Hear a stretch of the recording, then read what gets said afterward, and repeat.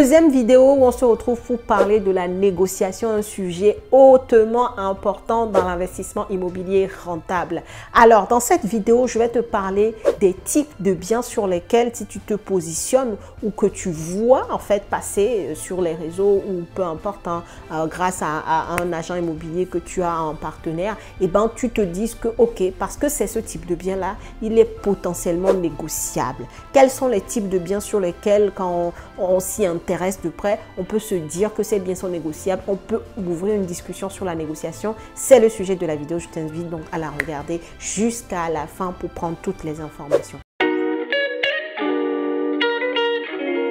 Bonjour à tous et bienvenue sur cette chaîne destinée à l'investissement immobilier. Je suis Céline Médéo, épouse d'Orido. Je suis immopreneur, une personne qui fait du business avec l'immobilier, qui gagne de l'argent tous les jours, tous les mois. Et c'est ce que je t'apprends à faire au travers de mes contenus sur cette chaîne, également au travers de mes formations et de mes accompagnements. Si actuellement tu as un projet immobilier sérieux, que tu as un peu d'épargne, tu as une situation professionnelle stable, sache que nous sommes en train de recruter le prochain groupe de personnes sur l'accompagnement sur ce dernier semestre 2023. Tu as une seule action à faire, clique dans le lien en barre de description de cette vidéo pour prendre rendez-vous avec nous parce que c'est sur sélection, puisque ce sont des tout petits groupes pour pouvoir être sûr que les gens agissent et arrivent au terme de leur projet dans les 6-7 mois, clairement. Donc c'est sur sélection et donc la première phase, c'est d'échanger avec toi sur ton profil et sur ton projet pour voir si c'est faisable, si tu as l'état d'esprit qu'on veut avoir dans le groupe pour que chacun se porte vers le haut et pour échanger sur ton profil, quoi. Donc, n'hésite pas à prendre rendez-vous et on aura le plaisir d'échanger avec toi et voir si on peut t'aider à concrétiser ton projet, ok? Si tu n'as pas encore de projet, la chose évidente, si tu ne l'as pas encore fait, c'est de t'abonner déjà à cette chaîne, c'est gratuit, et activer ta cloche de notification pour ne pas rater les publications à venir. Et enfin, regarde dans la barre de description, tu vas trouver un lien vers ton cadeau de bienvenue si tu es nouveau ou nouvelle sur la chaîne et que tu ne l'as pas encore téléchargé, les 10 commandements de l'investissement immobilier rentable, un petit e-book mais très efficace pour avoir les idées claires sur où tu vas, sur comment on fait de l'investissement immobilier rentable. Donc, je te laisse aller télécharger ton e-book.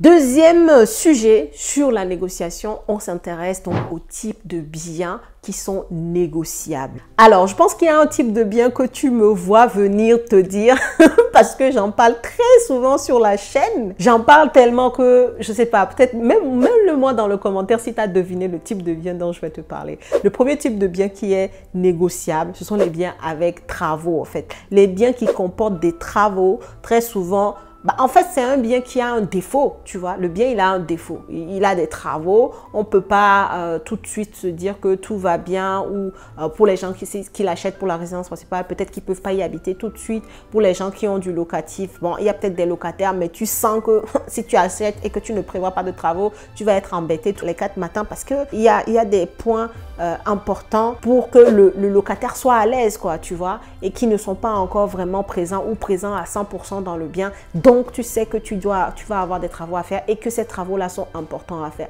Notamment, j'attire ton attention, ça je le dis très souvent en coaching, les travaux à ne surtout pas négliger sont les travaux d'ordre électrique. Ça, dès que tu achètes, tu traites ça. Tu traites ça parce que tout ce qui est électrique engage souvent la vie des gens en fonction du type de défaut que c'est. Et ça, il faut le corriger pour pouvoir toi-même dormir avec tes 2 oreilles tranquilles et ne pas avoir peut-être un jour la mort de quelqu'un sous ta conscience. Ça, c'est pas possible pour moi. C'est pas possible. Je vous ai dit, moi, je suis investisseur immobilier rentable, mais surtout serein. J'aime la sérénité.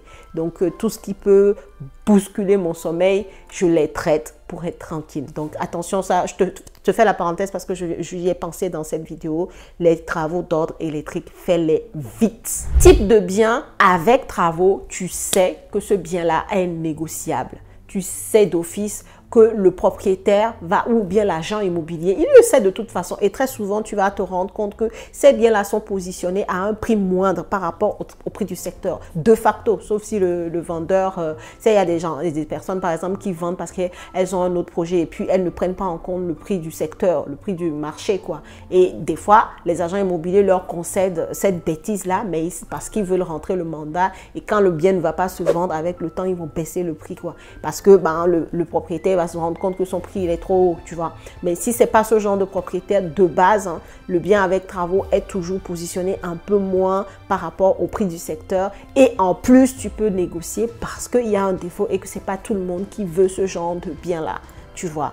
Donc, bien avec travaux, tu sais que pour nous, il y a des avantages fiscaux pour le coup et c'est pour ça que ça nous intéresse. C'est pour ça que je te disais tout à l'heure que c'est quelque chose que je te dis très souvent, acheter des biens avec travaux. Et ben, si tu veux négocier, intéresse-toi aux biens avec travaux. Ce type de biens-là sont négociables. Troisième type de bien qui est clairement négociable et ça, c'est un type de bien que j'affectionne beaucoup. Si tu as deviné, mets-le-moi dans le commentaire.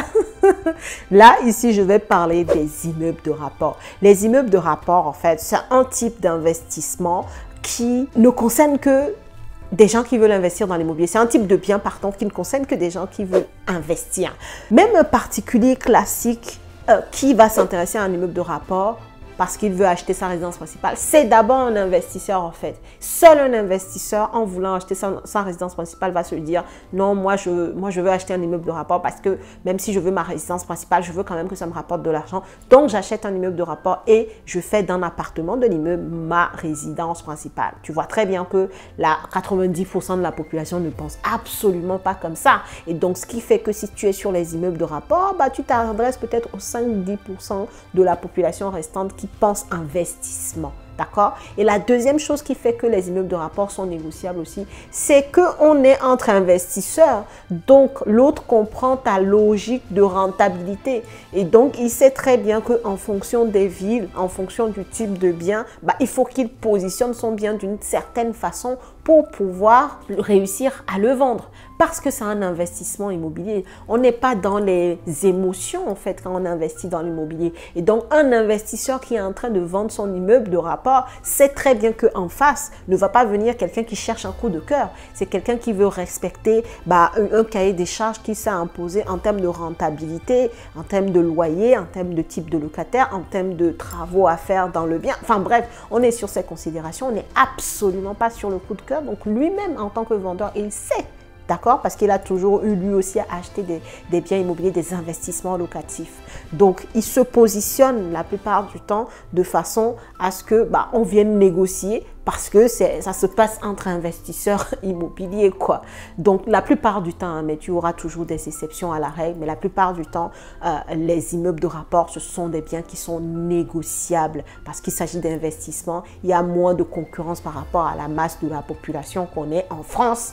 Même dans les autres parties du monde, c'est pareil, hein. Ces règles-là sont les mêmes. Moins il y a d'offres parce que, enfin, moins il y a de demandes parce que, quand je dis demande, moins il y a de personnes qui s'intéressent à un milieu, plus il y a de lassitude pour les personnes qui y sont de pouvoir faire des bonnes choses, justement parce qu'il y a un peu moins de concurrence que sur la partie résidence principale où il y a tout le monde veut acheter sa résidence principale en France très souvent, la majorité des personnes en tout cas. Donc les immeubles de rapport sont des types de biens qui sont clairement négociables. Dernier type de biens qui sont négociables aussi, ça c'est même pas le bien en question, mais ça rejoint un peu quand même le type de vendeur. En fait, je t'explique.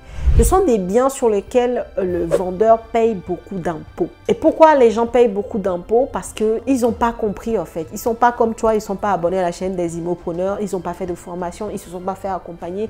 Donc, ils ont omis de considérer la fiscalité dans leur stratégie d'investissement. Moi, je connais beaucoup de personnes qui, par exemple, dans les forums et tout, dans les groupes, vont vous dire « Ouais, mais vous dites n'importe quoi, l'immobilier, ça ne fonctionne pas. Moi, j'ai, je sais pas moi, 12 appartements, mais j'arrive pas, je vis pas encore de ces revenus-là.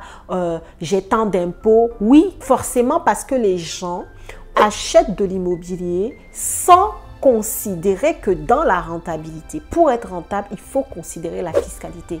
Donc, ils se retrouvent avec des biens, ils ont un très beau parc, mais des fois, ils payent plus d'impôts que ce qu'ils gagnent avec le bien. Une fois qu'ils ont enlevé voilà, la mensualité de crédit, ils payent des impôts beaucoup plus. Parce que tu sais, je vais te surprendre, mais il y a des personnes qui pensent que lorsqu'on paye une mensualité de crédit, c'est déductible des charges. Alors que ce n'est pas la mensualité de crédit, par exemple, qui est déductible des charges, puisque dans la mensualité de crédit, il y a le capital que tu as emprunté, que tu rembourses un peu tous les mois, qui est de l'argent pour toi. Donc, comment ça, tu vas le déduire des charges? Ça n'a pas de sens pour l'État. Et c'est normal que tu ne déduises pas toutes tes mensualités en charge.